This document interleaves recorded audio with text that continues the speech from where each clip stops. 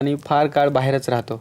पण जेव्हा कधी घरी जायचं असेल त्यावेळेला आई माझ्या आवडीच्या ज्या भाजी असेल, माझ्या आवडीचं मला जे आवडतं ते सगळं घरी केलेलं असतं मी ज्या वेळेला घरी जातो. म्हणजे अगदी गुलाबजामुन असतील, पालकाची डाळ भाजी असेल, आलूची भाजी असेल किंवा बासुंदी असेल, हे सगळं ती करून ठेवते.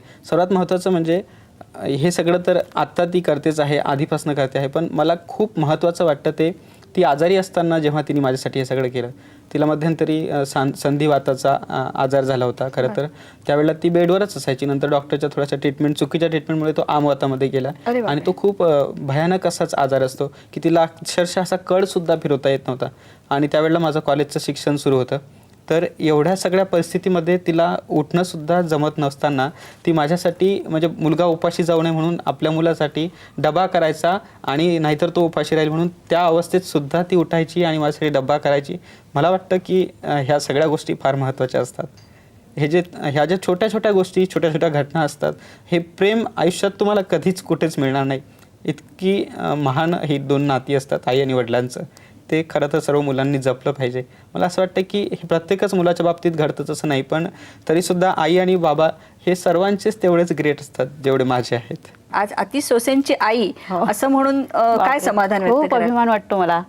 अगदी मनातून की असं गैवरून येतं अगदी की मुलाचा मोठेपणा पाहून छान वाटतं. म्हणूनच मी ते 4 ओळी म्हटल्या, आतिशच्याच आहेत त्या मी आपल्या म्हटल्या.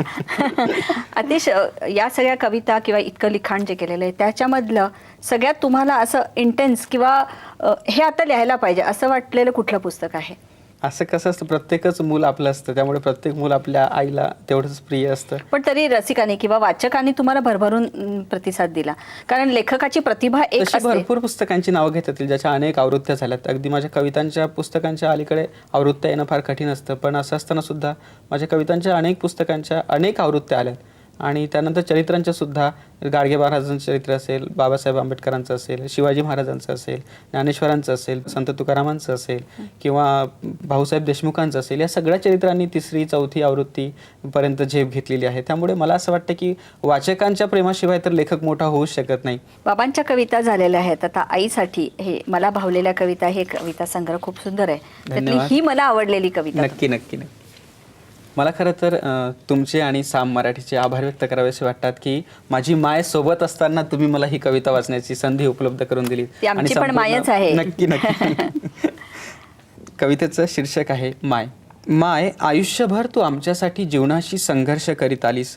माय, आयुष्यभर तू आमच्यासाठी जीवनाशी संघर्ष करीत आली. दिवसभर शेतात राबून आम्हाला दाना भरवीत गेली. माय, आयुष्यभर तू आमच्यासाठी जीवनाशी संघर्ष करीत आली. दिवसभर शेतात राबून आम्हाला दाना भरवीत गेली. माय, दारावरच्या प्राणीमात्रांवर मायेनं हात फिरवीत गेलीस. माय, दारावरच्या प्राणीमात्रांवर मायेनं हात फिरवीत गेली. माय, आम्हालाही सदा तू प्रेमाने कुरवाळीत गेली.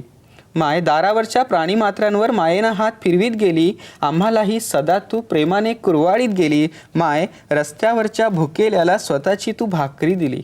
माय, रस्त्यावरच्या भुकेल्याला स्वतःची तू भाकरी दिली. माय, स्वतः उपाशी राहूनही पाण्यावर दिवस काढीत गेली. माय, रस्त्यावरच्या भुकेल्याला स्वतःची तू भाकरी दिली. स्वतः उपाशी राहूनही पाण्यावर दिवस काढीत गेली.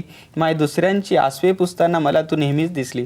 माय, दुसऱ्यांची आसवे पुसताना मला तू नेहमीच दिसली. तुला असंख्य वेदना असतानाही तू मात्र गोड हसली. तुला असंख्य वेदना असतानाही तू मात्र गोड हसली. वा वा वा वा वा. आता वेदना वगैरे काही नाही, आतिश सोसे यांची आई असा म्हणून एक बहुमान तिला मिळालेला आहे.